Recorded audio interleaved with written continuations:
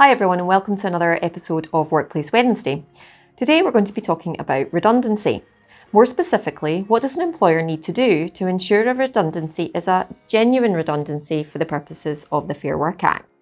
So firstly, why does it matter? Why does a redundancy need to be a genuine redundancy?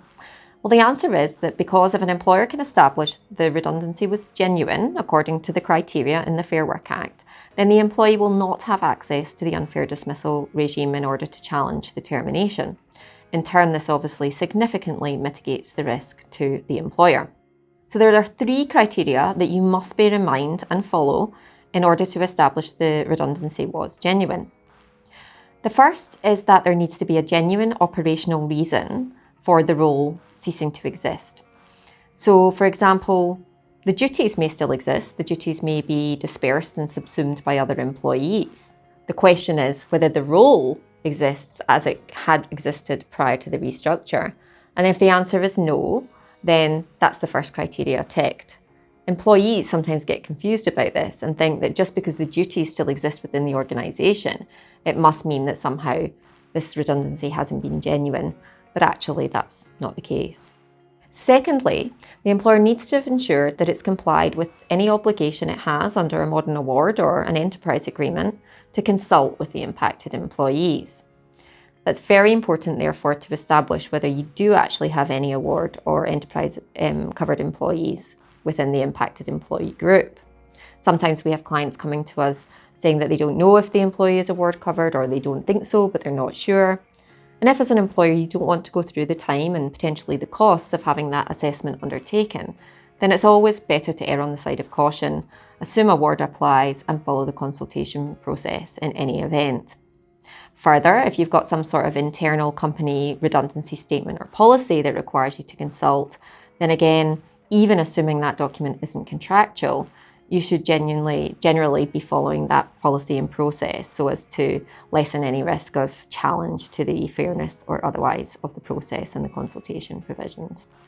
Only if you're very comfortable that you don't have a modern award or enterprise agreement apply or some sort of internal statement or policy can you safely assume that you shouldn't be consulting or you don't need to consult with your employees. Thirdly, consultation needs to be meaningful, and this is really important. The courts will be very critical if they just feel that the employer has gone through some token effort to consult with its employees.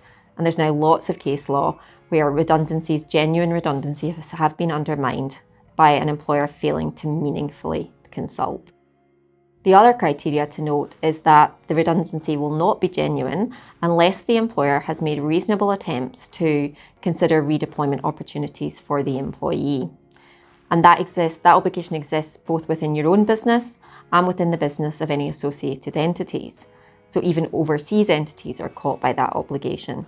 It's a fairly onerous obligation. It also means that the redeployment obligation goes further than just looking for some sort of comparable or like-for-like role for the employee.